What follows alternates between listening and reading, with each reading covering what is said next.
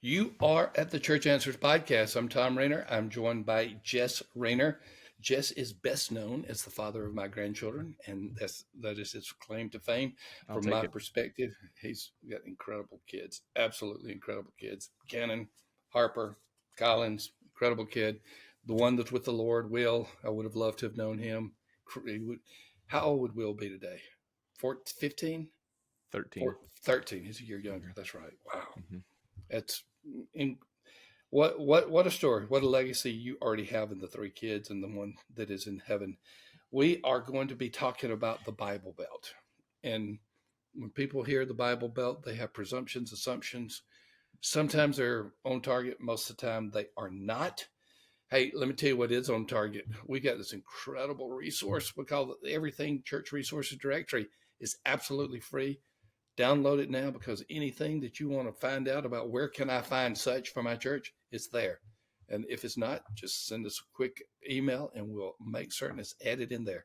Thousands and thousands of resources, and it's there available for you. You can download it and print it out, or you can just download it and look at it. It's the Everything Church Resources Directory. So, Jess, we're going to talk about, is the Bible Belt disappearing? Uh, do you have any recollection of the first time you ever heard of Bible Belt and what you thought, or is it just you've heard about it so long you don't remember? No, I can't. That's just been a known topic for so long. Being in the South, growing up in church, I'm sure I heard you say it at a young age. No, I don't have any recollection of when I first heard it. Nor do I. And before I also get past recollection issues, uh, please think about going to Cheney and Associates. They are the accounting firm for the church. I love that they let you focus on your ministry while they can focus on your finances. They're cloud based. They serve all size churches. They're great organizations. If a church, all churches need some type of financial support, bookkeeping, otherwise, they're the ones that you need. They're the ones serving 1,100 churches. So thank you, Cheney and Associates. So let's go back to this thing about Bible Belt. And the first question that we need to begin to ask is, what is the Bible Belt? What states are in the Bible Belt? Checking several different sources, there were 10 that were common. Okay. There were 2 that were second tier, and there were 6 that were third tier. Okay. So when you look at all of where the Bible Belt churches have been mentioned, 10 are mentioned every time. Sometimes another 2 are added to those, but I was surprised where the other 6 are mentioned as well. So let me just go through the first 10. Alabama, hmm Arkansas, Georgia, Kentucky, Mississippi, North Carolina, Oklahoma, South Carolina, Tennessee, Texas. No surprises there, are there? Nope. Almost virtually the Southeast. Except for what? 2 There's states no were left off. there's no I went Florida. too fast. There's no Florida, There's and no there's no Florida. Louisiana, and there's no Okay. Louisiana. Okay. Those are the 2 states that were not included. And it's for this reason Florida is only the Bible Belt in demographic categories in the Panhandle and the northern portion. Makes Once sense. you start getting Orlando south, whether you're going southeast, which is called South Florida, or southwest, like Bradenton, Sarasota, or Naples, uh, it is not Bible Belt country. So That makes sense. that's why it's sometimes listed in the Bible Belt. And anyway, the Panhandle should have been in Alabama anyway. I mean, you have you ever looked at the shape of the state and where they just left this little bitty beach for Alabama? And they said, "Oh, this is Florida." There must have been some power brokers back then Yeah. that Yeah. were able to keep that. Smart move by Alabama. Why is that? They didn't get the beach. I see. I was assuming Florida would go the whole way, and Alabama fought for at least a part of it. I don't know the history of it, so who knows? I was thinking Alabama, like, at least give me a part of it. But I see what you're saying now. It should have gone all the way down. I don't know. I don't know the history of how the state's formed. That's another podcast. I'm sure it's out there.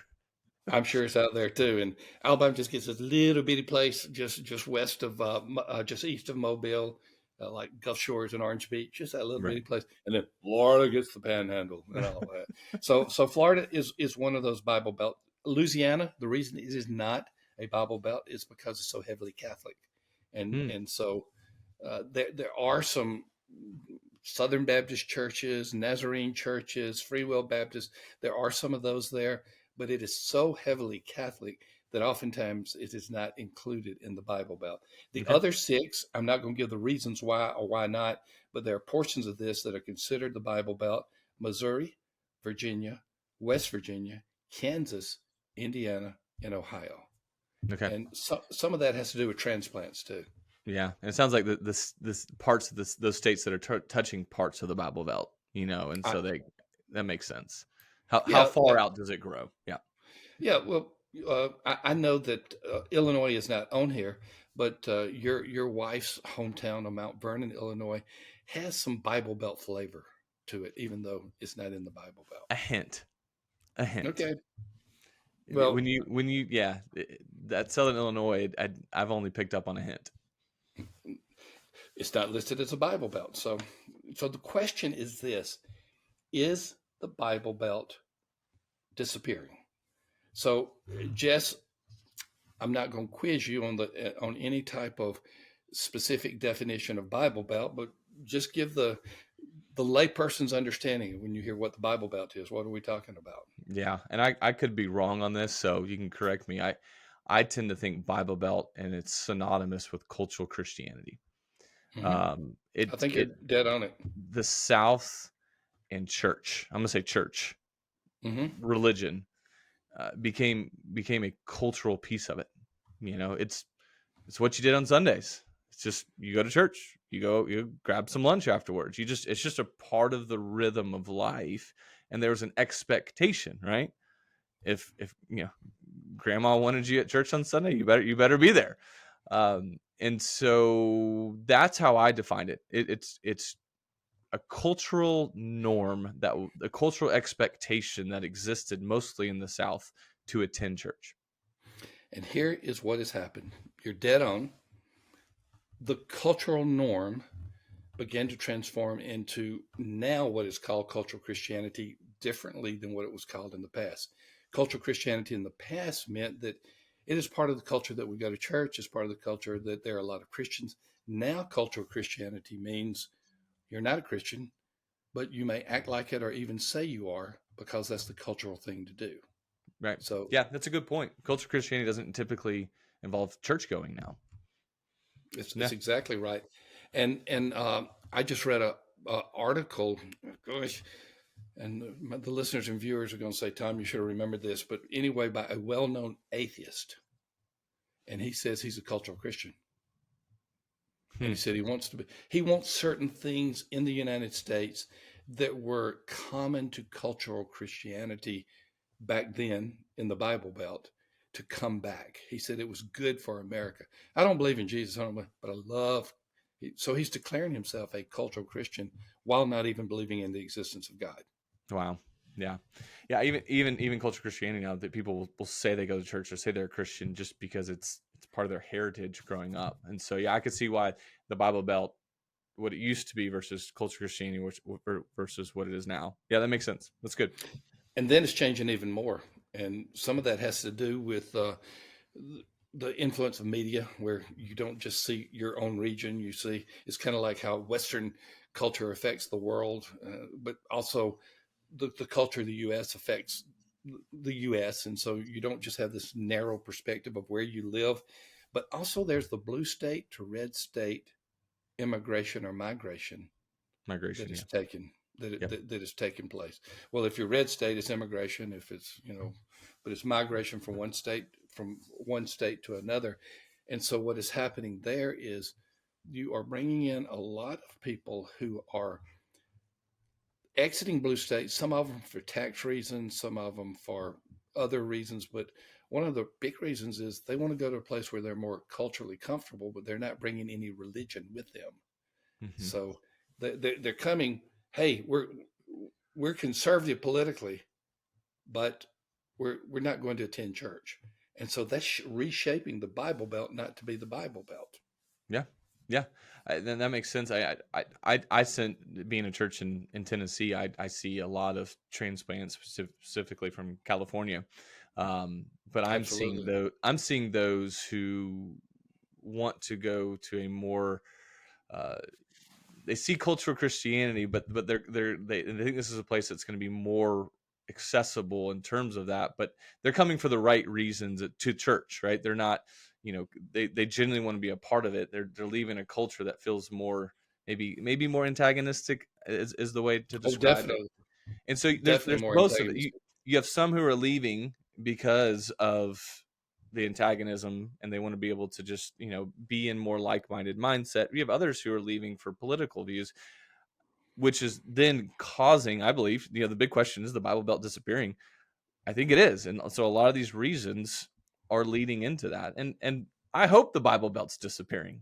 I really do. I hope culture Christianity is going away. That's my heart. Being in the South, we need that. Yep, cultural Christianity is a facade. It is not real Christianity, and so Mhm. I think you're right. But here was a question I think your oldest brother Sam and I were discussing recently. How easy was conversion growth when I served as a pastor when y'all were boys compared to now? And I think it was a lot easier. I think growth in general was easier because people were coming to church is more common. Right. But I think conversion growth was easier because we had a lot of children to reach. Hmm. The children who were not, and again, I consider conversion of a child if they have a genuine decision for Christ to be conversion. I Sure. don't put it in just another category. And Right. so we were able to reach a lot of the next generation of those who were churchgoers. But things are really changing now, and conversion growth is going down precipitously, and the fastest decline is in the Bible Belt in Hmm. conversion growth. Yeah. When I think about pastoring in the South, I was talking with a guy he was in high school and now he's in college and he's going to college in a different part in the Northeast US. Saying, just comparing like how different it is to be a Christian there versus what it was there. And he was just like, it's, you really have to be a light. Like there's just a lot more opportunities, kind of using the analogy of darkness, right? There's a lot more darkness and you have to be light because there's not as much light. And he was just, we got to go, we got to send people, we got to do all these things. And I'll explain, well, I feel like my calling that God's placed in my life is to be in this area in the South where I'm wanting to tell people it's time to stop living off other people's light. There Mm, are more Christians, evangelical Christians in the South, but the problem is their light, people are living off of it. And so, as that light gets smaller, it's exposing more of the true nature of what's happening, and people can't live off their other people's flame, other people's torch. And so that's kind of gets me motivated as the Bible Belt disappears, the opportunity to just let people know, hey, you can't live off your grandmother's faith anymore. it's a Are good you word. proximity to Jesus doesn't relate to relationship to Jesus. And so it's allowing me to have It's more not of a good those word. true conversations with people. Well, a lot to discuss here. Is the Bible Belt disappearing? Yes, it is. And as Jess said, it's not necessarily a bad thing. We'll talk about similar issues in future episodes. Thank you, Cheney, for being our sponsor, Cheney and Associates, the accounting firm for the church. And just a little note here: we have now gotten a donor that has given us $500 scholarships, one a quarter for Church Answers University. If you want to claim that one, do so.